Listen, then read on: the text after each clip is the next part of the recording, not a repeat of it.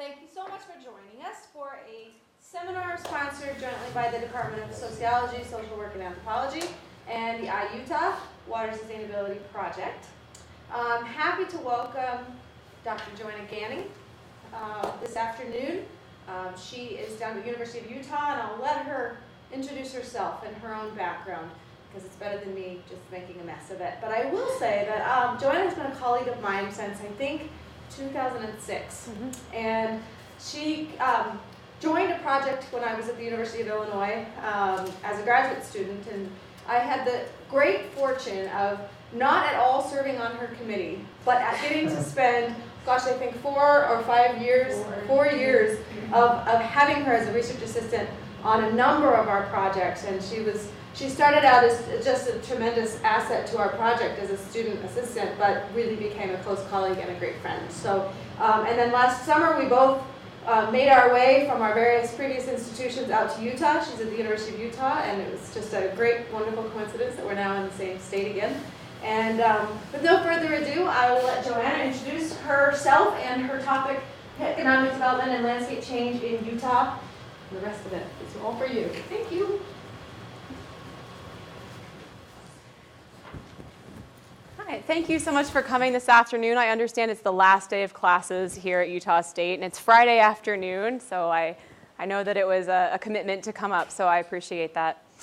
As Courtney said, I'm Joanna Ganning from the University of Utah. My title is Economic Development and Landscape Change in Utah, Linking Mountains, Culture, and Regional Science.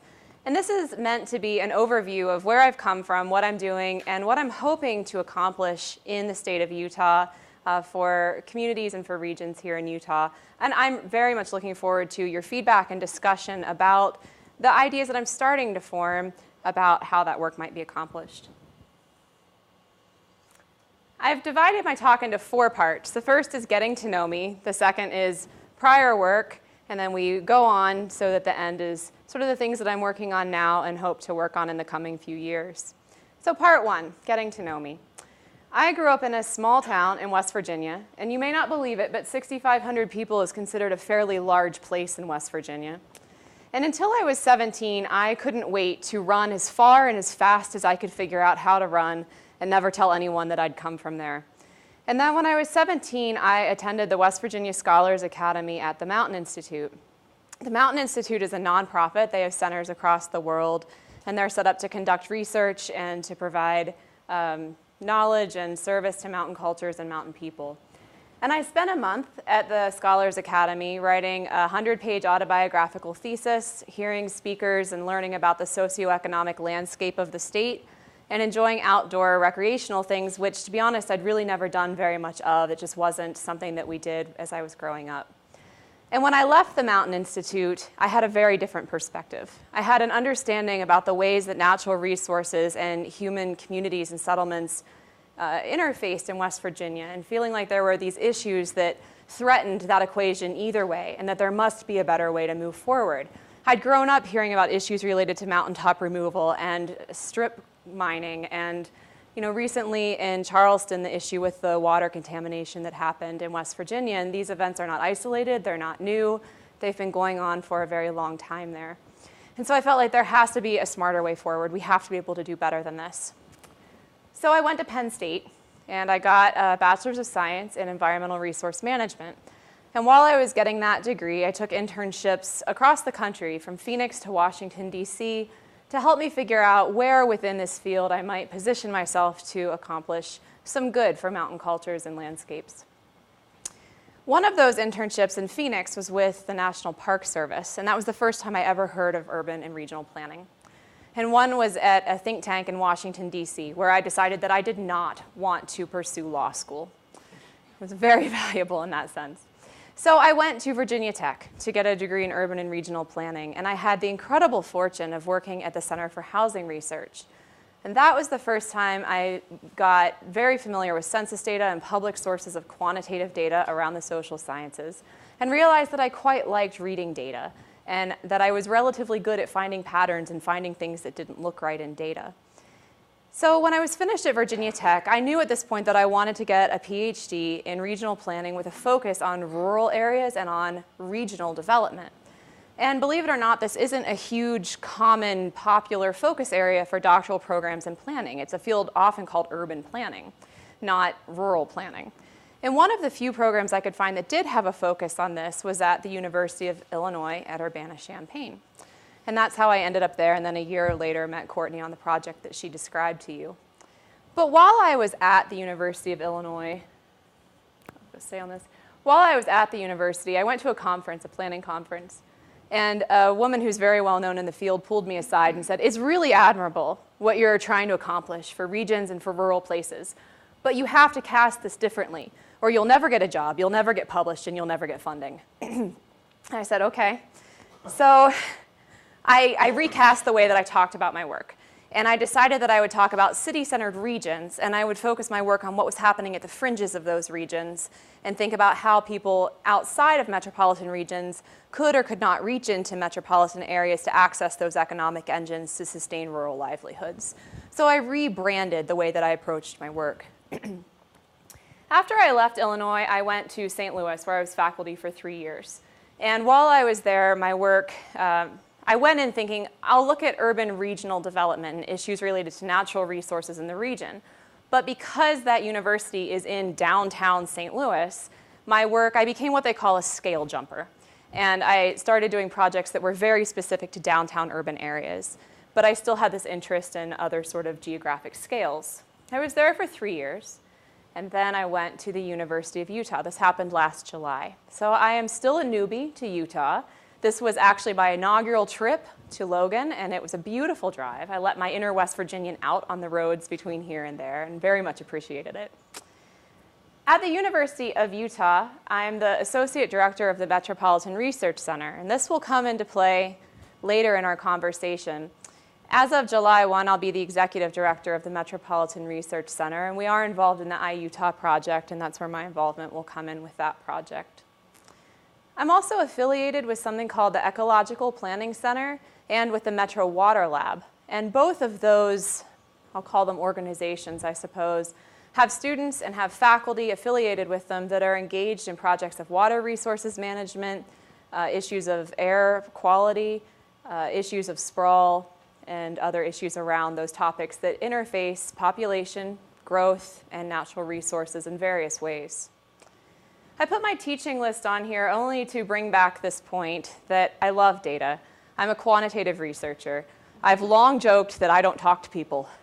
And it is sort of a joke, largely because Courtney has forced me to talk to people at various points along the way.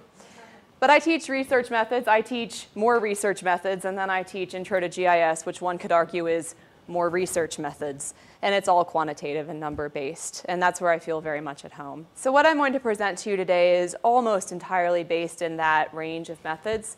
That's the perspective that I approach things from. I'll take a moment, it's a little off topic, but this picture on the right is from my backyard.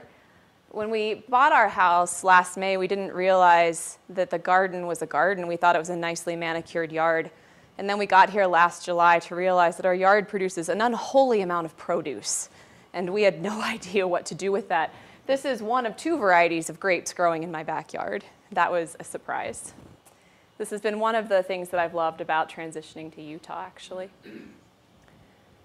All right, part 2, previous and current work. About 6 months ago, I was giving a talk to a bunch of doctoral students about writing. And I needed, as part of this conversation, to think about how to pull together all of these seemingly unrelated things that I've been doing into one umbrella. How do they all fit together? I think Courtney once described me as voracious, which is a polite way of saying your things don't hang together very well. And so I tried to put these into a big umbrella, and this is what I came up with. The top part of this is mechanisms of population change in city-centered regions. So you can hear that language that I was told to use. You can hear that coming back. This was largely my dissertation. Although the methods that I used to study those mechanisms, I have gone on to employ in subsequent projects, and I'll talk a little bit with you about places where those have reappeared.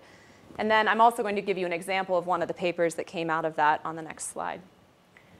The bottom right part of this is natural resources and economic development. This was largely, but not entirely, the work that I did with Courtney at Illinois. Between those two, you'll see this Venn diagram of coupled human-natural systems. And I'm going to talk a bit more about this later also, but I'm in the middle is probably too generous. I'm at the beginning of putting together an NSF application looking at coupled human-natural systems, and I'll give you some more specifics about that. So this got me through my dissertation, this got me through other work at Illinois, and then I went to St. Louis. So here we are over here with urban redevelopment. And when I got to St. Louis, I very quickly got pulled into a number of projects dealing with urban redevelopment districts, which are an official type of district that cities can have under Missouri code. And I got pulled into a project looking at a very specific funding mechanism that had been used in the downtown St. Louis redevelopment. St. Louis is often seen as a flyover city and a Rust Belt shrinking city, and it is both of those things. But downtown St. Louis gained 143% in population between 2000 and 2010, while the city as a whole lost 8% of its population. Downtown St. Louis doesn't operate like the rest of the city. It had over $2.5 billion, I believe is the number, of investments made in it in downtown between, again, 2000 and 2010. And so I was brought into this project to look at the role of new market tax credits specifically and whether and how that had played a role in the particular success of downtown. So I got into these projects that were at a very fine grain of spatial analysis and were very urban at their core, but they were still related to economic development, and I was still pulling in some of the regional science work from my dissertation, but I also was feeling a little bit pulled away from natural resources. One project, which I'll talk about also here in a moment, is the middle of this Venn diagram, grappling with the role of planning and sustainability and the relationship between those things. I had the opportunity to participate in a sustainable regional development grant from HUD that was awarded to the St. Louis region, and in a very technical capacity, which I'll discuss more in a moment. Now, this may be overkill. I realize you may not even be able to read this. But to help fill in some of the context of this, I put in some of the publications related to these different areas of research. These are in various states of publication, and some of them are out and have been out for quite a while. This one I think is the oldest of them, and I'm going to talk more specifically about that in a moment. And some of them are newer, some of them are still under review. And so I'll let this linger for a moment so you can scan titles of things. And if you have questions about any of these particular topics, I'd be happy to return to them here in a bit. As promised, I have some more information about that top bubble, my dissertation, and then I'll have another slide that talks more about one of the natural resource-based papers. This is one of the two papers that I've published looking at mechanisms of population change in city-centered regions. This paper, I know it's vain to say it, but I'm very proud of this paper. This paper was published in October in the Journal of Regional Science, which had long been a goal of mine to publish in, so I was very pleased. This paper looked at, let's see, I have to make sure I get it right, spread and backwash effects. The terms all sort of merged together over a period of time. But the chart you see on the left over here, the bar chart of distribution, is the distribution of non-metropolitan places, defined as census-designated places, by their distance from a central city or from the central city of a metropolitan statistical area. And on average, non-metropolitan places are something like 24 miles, I think it is, from a metropolitan area. The vast majority of non-metropolitan places in the United States are within a very reasonable distance of metropolitan areas. Then I took a lot of data. This was the sample of places that I considered. These are, again, census-designated places. The gray ones are the metropolitan statistical areas that I considered. And you probably can't read it, but there's this equation in the middle that has a lot of Greek symbols in it. And I put together an econometric model that looked at the growth in an urban core and considered how far out from the urban core it enabled growth in non-metropolitan areas, and compared a few different ways of calculating the effect of that urban engine on the non-metropolitan development. And it was interesting. Methodologically, there was an advancement, and it was able to confirm and build on some prior studies that had been done in this field. So. Moving then to that bottom right bubble, looking at natural resources and economic development. This was actually my very first publication. Courtney had a project that was looking at bark beetle damage in Colorado, and there was interest in understanding local perspectives on this environmental risk. And Courtney had this idea that local perspectives were tied to the sort of socioeconomic status of the place in which these people were situated. And also the risk associated with an environmental concern was also associated with how much you valued and what was available to you within a reasonable proximity to your home, in terms of, do you have a view of the mountains? Do you enjoy water? What is your access to various resources that might be impacted? So we set into trying to quantify all of this and learned very quickly that looking at a natural resource-based amenity index at anything lower or smaller than a county scale just simply hadn't been done. And when you tried to get into it to really calculate something like that, you very quickly ran into missing data, and the method on how to do it hadn't been published. People sort of did it, but no one ever came right out and said this is what we had done. So we wrote this methods piece that laid out the math of how you would create an index like this, and a discussion of how we had gone through variable selection and put it together. And what we came up with was this distribution. This is a rank order distribution, and then the amenity index scores here on the left of these communities in central Colorado. Put it together. And from that, after we published this was really a research note, but after we published this research note, then this information was taken and put into a more descriptive, and I don't think it was predictive, but a larger study that contextualized this information according to perspectives based on other data. And so it's been able to be used in other papers. And actually, before I move on from this, I just handed a copy of this paper to someone in Salt Lake yesterday, because Salt Lake City is engaged right now in doing a downtown master plan. And one of the many metrics that they're considering putting into their downtown master plan, one of these things that would be checked in on every year to see how the plan is moving forward and what has really changed, is access to amenities. And so I met with the urban design, the director of urban design for the city yesterday, and she said, we're interested in looking at an amenity index for downtown residents. And I said, I would love to. Let's talk more about this. And I literally wrote the method on how to do this. So I'd love to be part of that with you. I think there's supposed to be a title. No, there's not. All right, well, there used to be a title on this. I think I might have deleted it this morning. All right, so this is a diagram. Those were things, this last diagram, well, 2 ago, the other green diagram, was papers that I have written are under review, have kind of already gotten off of my desk and out the door. This is a diagram that is more the things that are still on my desk and what I'm working on right now. If I have to characterize everything I've worked on, it all falls under this banner of place-based planning and development. And within that, you can go in way too many directions, as I've learned. It's easy to get pulled too far in too many different directions. Wow, it's really hard to read, isn't it? It's easier on my screen. So these are things that I am currently engaged in. One thing I would like to point out, if it's not too obvious already, is that all of this, everything on this, is rooted in Missouri, because I was there for 3 years, because I haven't been here for very long, and because I'm only now starting to figure out how to translate what I know and what I know how to do into a Utah context. So I'm going to talk more about Utah after this, but keep these things in mind and think about what of this sounds relevant for a local context, and that's what is really helpful for me. The top left part of this, shrinking cities.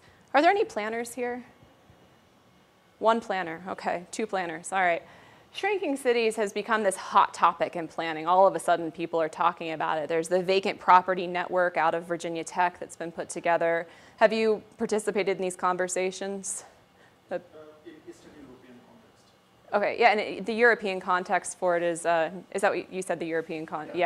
Yeah, and I think it's actually a bigger topic in the European context. They're ahead of us on the curve a little bit on that, I think. So at any rate, it's become a hot topic within planning fields. But most of the, yeah. What's a city? Yeah. No, I'm glad you brought it up. I have 3 or 4 papers under review about shrinking cities right now. And one of them I give this conceptual overview of what we're talking about, but it's really vague. The literature on it gives definitions, sort of, for what we might be talking about, but they conflict with each other. And they say, well, this is how the European context would define this, and this is what how it might be different in the United States, but then it conflicts with the statistics that people present about it. So when you get rid of everything that's vague and boil it down, all I can really tell you is that we're talking about the central cities of metropolitan statistical areas that are losing population. And the number of them, the universe of shrinking cities, is also unknown. Some people say it's as small as 21. Some people say it's well over 100 just in the United States. And this depends on, do you have to be a central city? Do you have to be in an MSA? Do we consider suburban locations? Do we consider only places that are entire MSAs that are shrinking? So these definitional issues matter very much. Of the 10 quote-unquote biggest, which I realize is nebulous, shrinking cities in the United States, all but 2 are in declining MSAs. Only 2, St. Louis and Cincinnati, are in MSAs that are gaining as a whole. And so that's sort of a context for it. Because I was in St. Louis, because I directed a GIS lab in St. Louis, I had really ridiculously good access to data about St. Louis. And that made it, in some ways, it lowered the bar of entry for me into this subfield within planning. And so I wrote several papers, all of which are still under review, some of which I'm getting very antsy to get out of review and into publication about this. Some of them that I'm working on more intensively right now, the second small dot at the top, it says mobility versus accessibility. This is a project that I've gotten funded by the National Institute for Transportation and Communities.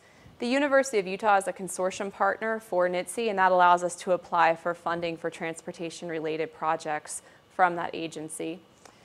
As I'm delving into this literature, it tells me that when you look at mobility and accessibility for transportation, people give all sorts of reasons why you may be more interested in one versus the other, but they're not usually related to environmental concerns generally or to social equity issues. And so I'm applying these themes to a shrinking city context where you have incredibly unequal development and decline even within one central city.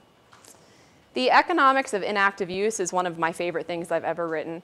There's a program in St. Louis that says if you have vacant land that meets these criteria, it can be purchased by an adjoining homeowner and can be made into an expanded yard for that homeowner.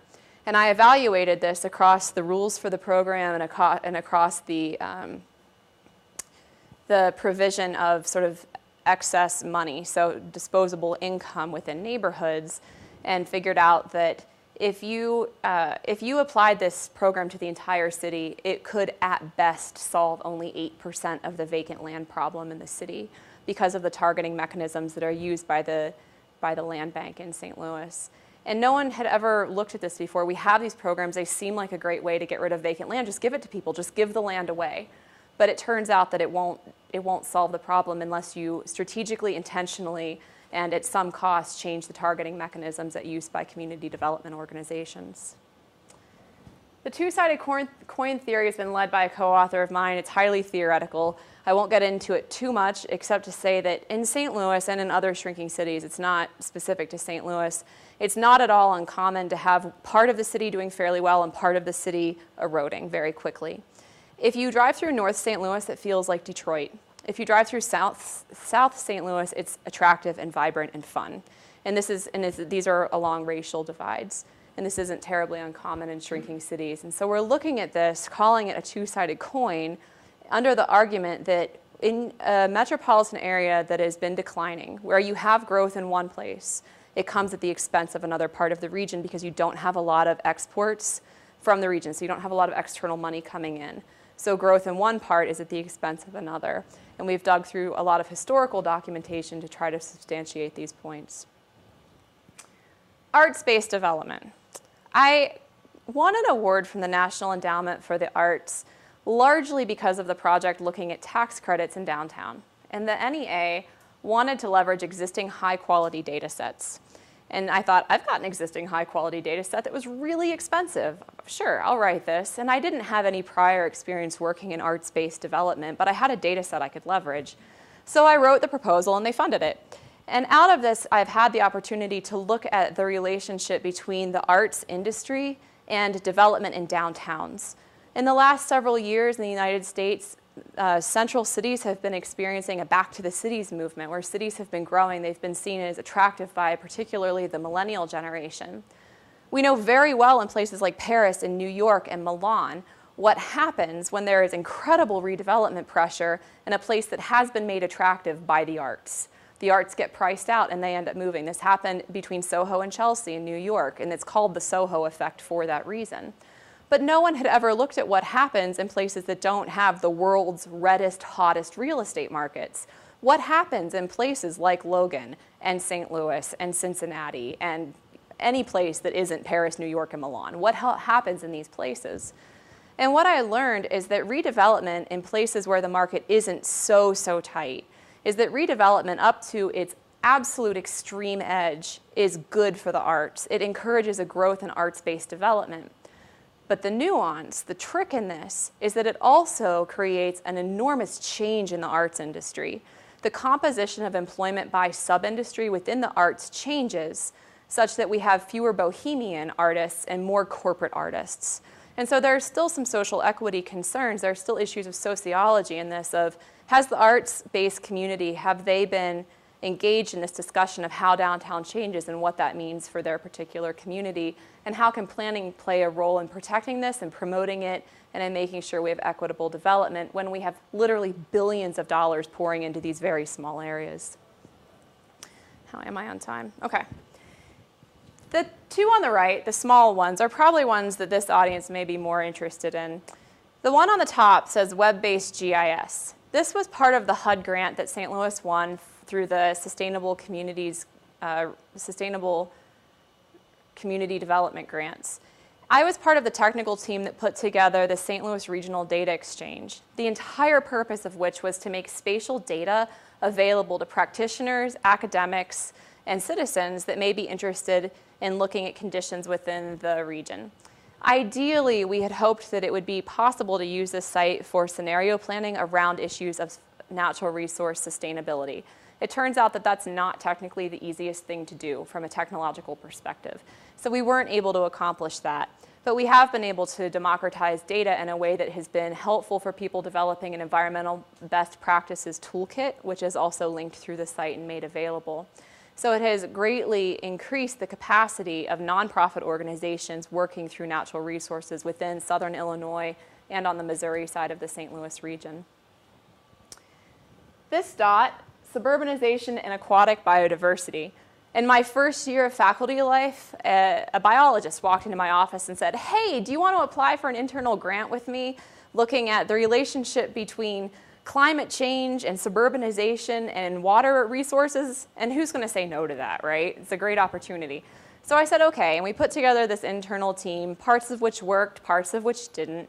But we got a good bit of work done, and it has progressed and become mature enough that at this point we've put together a bigger team that involves some people from Utah, other than just me.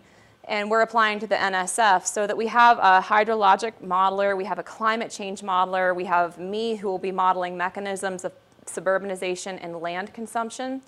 And we're putting all of this into a scenario planning software product to understand how this may change issues of biodiversity around aquatic species.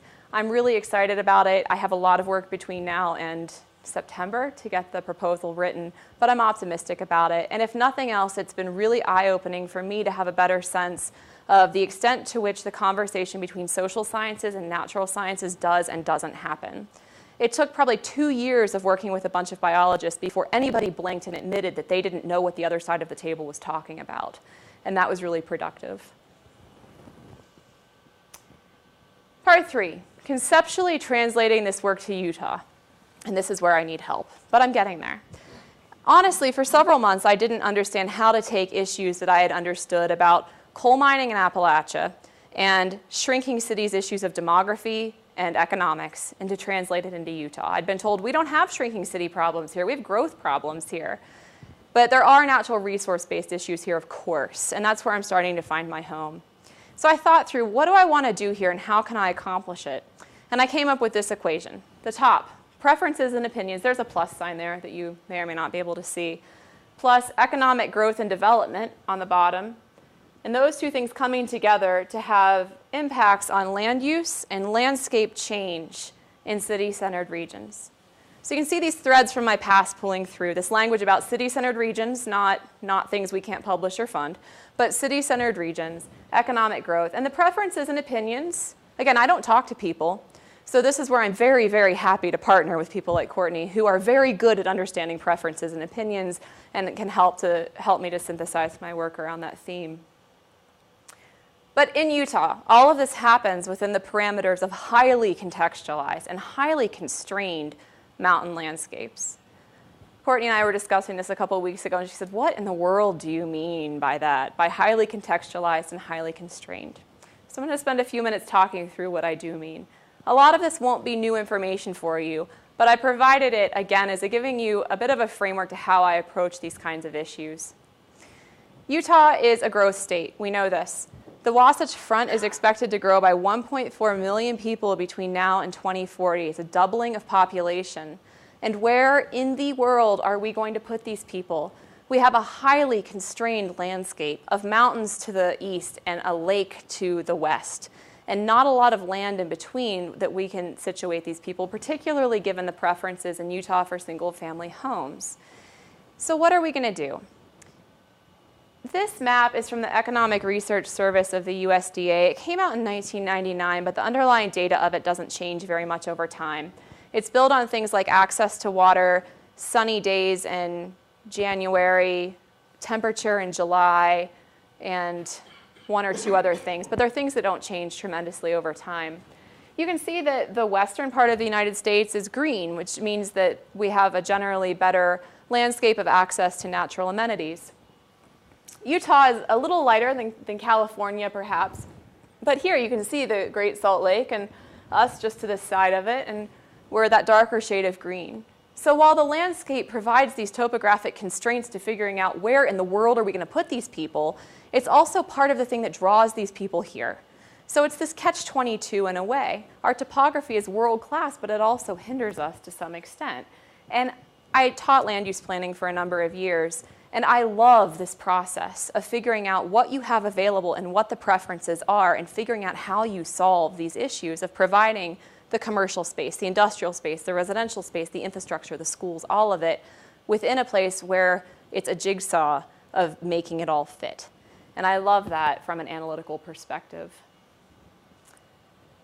We have other constraints, of course. There's a carrying capacity to the Salt Lake Valley. As I said, this is my first trip to Logan, so you'll have to excuse the Salt Lake-centric nature of all of this.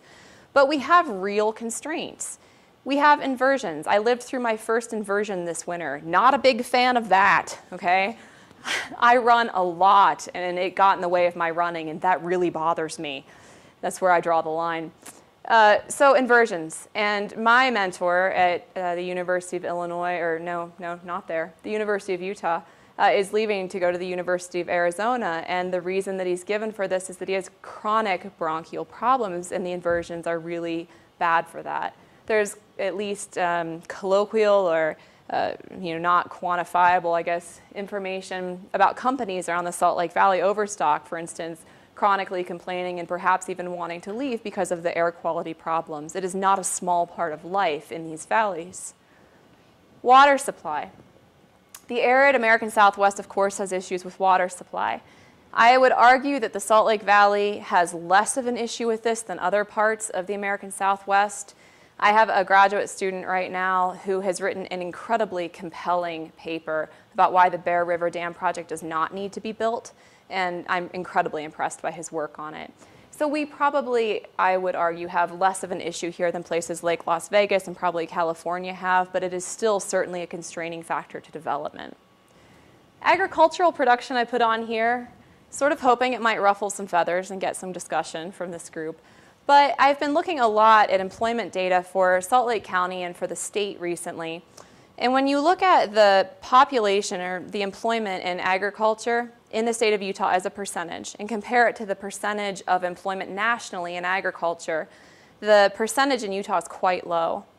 And if any of you are familiar with location quotients, the location quotient in Utah is 0.44, which is very low. Anything under 0.75 would indicate that you're probably importing goods in that sector. Yeah? What's agriculture? That's a good question. Is it production agriculture? I think it's all agriculture. So it's every... What is all agriculture? Is it on-farm production of beef and crops and fruit and that sort of thing? This would involve the 2-digit NAICS code for agriculture, so it's very broad. It's 11. So you didn't include 31, which is the processing sector for agriculture. Probably true.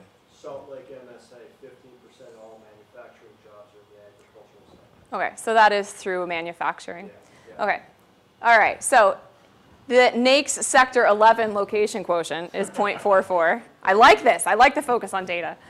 So what this indicates is that we probably import some agricultural products. And food security, food scarcity is not a huge issue in the United States at this point, but we're looking long-term into the future. We're looking at a huge population growth.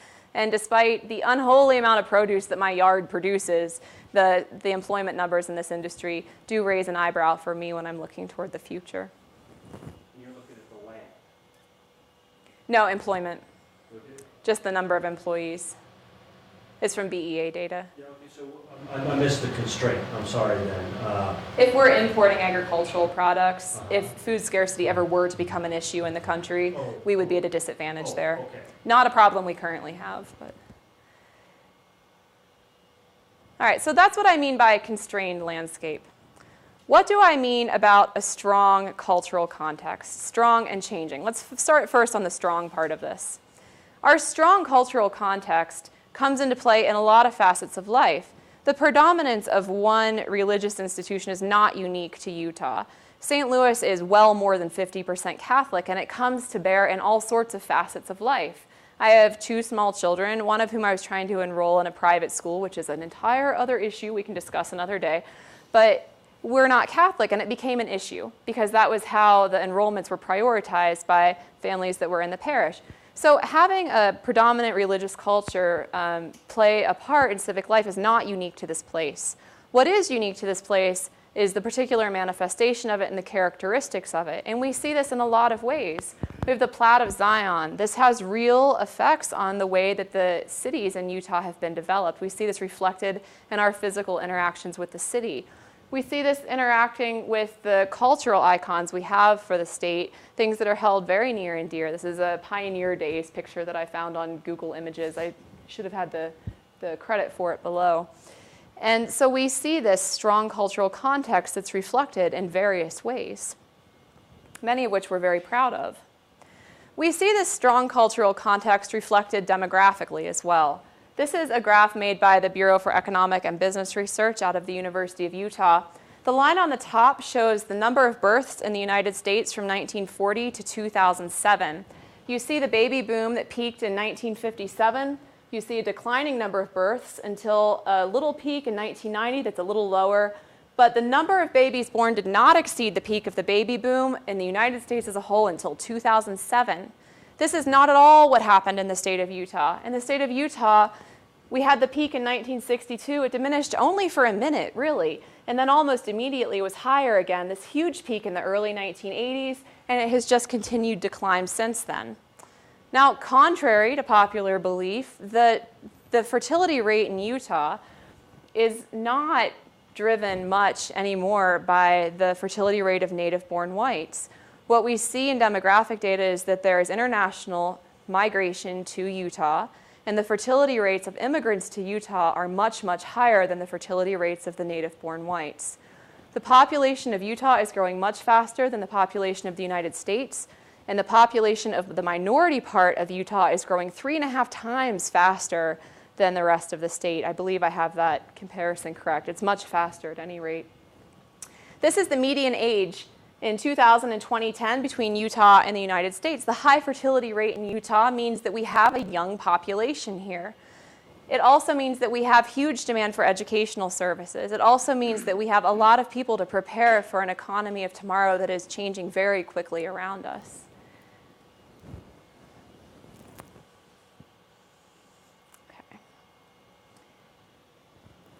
And this is getting to that issue of a changing cultural context. The narrative of Utah is that the Mormon culture favors a very high fertility rate, and that's true. But we also have a lot of growth coming from other sources. We also have a changing economy, very much. This is a graph from 1943 of per capita income, and Utah's looking pretty good here, right? Utah is one of the darkest shades on this map, obviously.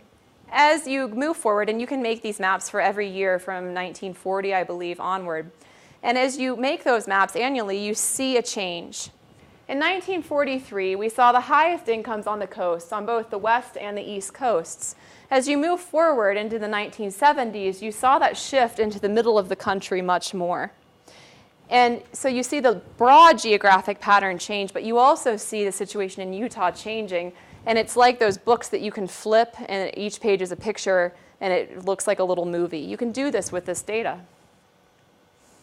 This is 2013, where the pattern has changed considerably, where Utah no longer looks so great. We have the lightest shade on this map. We're competing here with parts of central and southern Appalachia with this lowest per capita income. Now, the median household income in Utah is actually fairly high, but we also have a larger household size than other states. So when you take those dollars for the household and you divide them among more people within each household, we come up with real issues of housing affordability, of food insecurity within the state. When I take this and I compare it to the way that employment is changing on an industry by industry basis in Utah, the situation for Salt Lake County and for Utah County, there are distinctions between those two counties, and there are distinctions between that urban core and the state as a whole. I won't get into all the nitty-gritty of it. I don't have all the data quite memorized yet, but I will. Give me a year. I'll get there. But there are things in it that are wonderful. We have a financial and an information sector that are both doing fairly well on most metrics, but there are issues for concern. We do have some sectors that are adding a lot of employees every year, but have declining incomes when you adjust them for inflation. And anytime I see that a lot of employment being added in industries where incomes are going down, that's a red flag for me to be concerned. We have a changing demography. We have a changing economy. And looking into the future, we're into some uncharted territory for the state. So this is a good segue, talking about Utah, to thinking about how I'm going to move some of my work into Utah. Very recently, within the last month, I have been added to the Mountain Accord. This was funded. Are any of you familiar with it? I'm learning that not a lot of people are familiar. You are? Okay.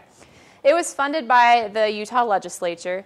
There's sort of a, well, I won't get into that, but the mission for it is given on the slide. What I've been tasked with, I've been put on the economic development portion of this project, and I met with some of the leaders of the project, and they said, we really would love to have a much better understanding of the economic value of the mountains themselves. We're considering right now decisions that are on our desks about funding transit issues into the canyons, and of considering the eventual inevitable decline that will happen someday in mining and how we can protect ourselves against the things that will happen when that occurs. And these are mountain-based issues of economic inputs and economic outputs, and we just don't have great data on looking at input-output at that scale, at the issue of the mountains themselves. And I said, sign me up. It's regional science, it's mountains, it's economic development. I love it, sign me up. And so this group is only getting started. It's only started meeting fairly recently, and I had to miss the first meeting, but I'm really looking forward to getting involved in it, and I'm very hopeful that this will turn into long-term projects and conversations of bringing a lot of stakeholders around a table that maybe haven't traditionally talked to each other very much to think through what are our gaps in data, what are our gaps in understanding, what can we do now to protect land, to protect economies, and to protect our mountain communities.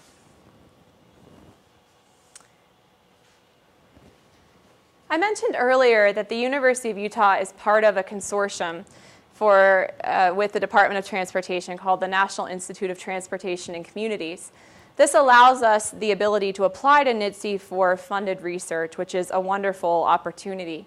I am not a transportation planner. My interest in transportation is only as a vehicle, see what I did there with bad puns, a vehicle for understanding how populations move via commuting and via migration within regions, and for understanding the roles of real estate development and economic development for helping people to lower VMT and to increase sustainability within regions. However, when the RFP came up for the NITSE projects, it was clear that it would be crazy not to apply. And one of our graduate students said, well, what about FrontRunner? No one's really looked at FrontRunner. And I said, that's great, let's run with it. So we put together this idea of studying FrontRunner. We know that when more highways are provided, when there's highway congestion, And voters say, give us more roads, we have too much congestion, help us. More highways are provided, and then in a short period of time, congestion is worse. It induces more demand. It allows people to say, hey, there's a new road, let's go move to the suburbs because we can get to work. It's not such a bad drive. They move there, congestion is just as bad as before when you built the new capacity. I don't think that this happens with FrontRunner, but no one has ever really looked into the role of FrontRunner in changing decision-making about where people live and work. So I have proposed this study. We'll find out next month, I think, whether we're getting funded for it, to understand if FrontRunner allows people who would live in the suburbs anyway to make better decisions about where in the suburbs they live in order to not rely on single occupancy vehicles to such an extent. We're also looking to try to understand what the catchment area is for commuter rail in terms of how far away will people come to a commuter rail station in order to use it, and what does land use change look like around those stations. Other transportation projects, I'm also involved in projects looking at bus rapid transit and TOD.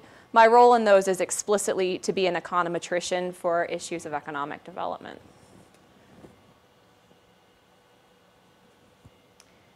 I mentioned at the beginning that come July 1, I'll be the executive director of the Metropolitan Research Center. When I was at Virginia Tech, what seems like a lifetime ago now, and I worked for the Center for Housing Research, I had this incredible opportunity where I saw a research center in a university that provided service to the state.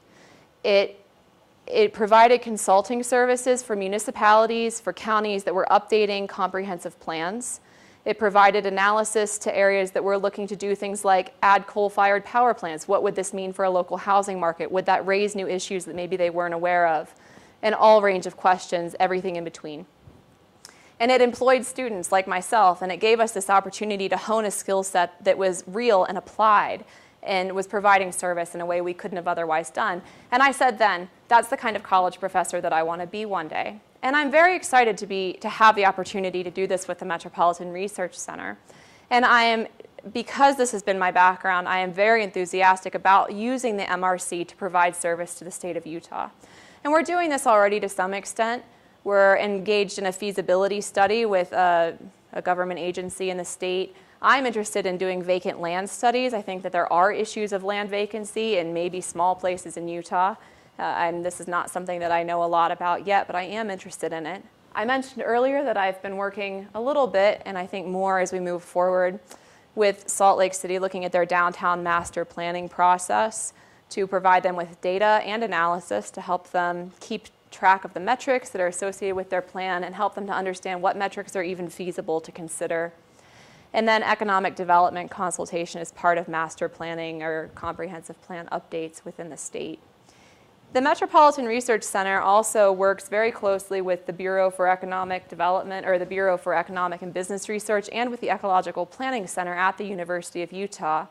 And it's through those relationships that I am very much hoping that the Metropolitan Research Center will be able to do more work at this interface that I so love of looking at economic development and natural resources married to each other within this context of this highly constrained, highly contextualized landscape that I've told you what it means now, in which we're going to see so much growth. To bring everything back to the beginning, where we ended up, we're fine on time. The reason that Courtney invited me here today is that I will be joining the iUtah project in the fall. I'm not sure I can explain iUtah very much. It's an EPSCoR grant that was won at the national level that provided funding within Utah to allow professional networking and capacity building within the state among professionals, both academic and practitioner, around issues of water resources management. That pretty well gets it. All right, and in the fall I'll be joining this in some capacity that is, as of yet, a little opaque for me. The purpose was to bring me here to meet all of you and to begin that process for me of reaching into these professional networks within Utah of people with allied interests. And also, again, to tell you a little bit more about the Metropolitan Research Center and to give you my contact information. The Metropolitan Research Center was started in 2008 and has since then done about $3 million in funded work, funded by HUD, NSF, local and state agencies, and a variety of other sources. And we have full-time research analysts and an incredible warehouse of data that I'm very eager to put to work for the state. And so thank you so much, and I'm really looking forward to hearing from you how I can continue this walk forward as I continue to become acclimated here. Thank you.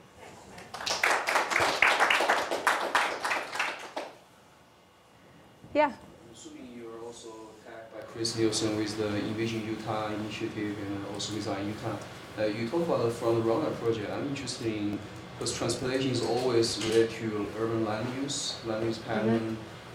Is that something you're also looking at, how the planning, the land use pattern sort of related to other measures?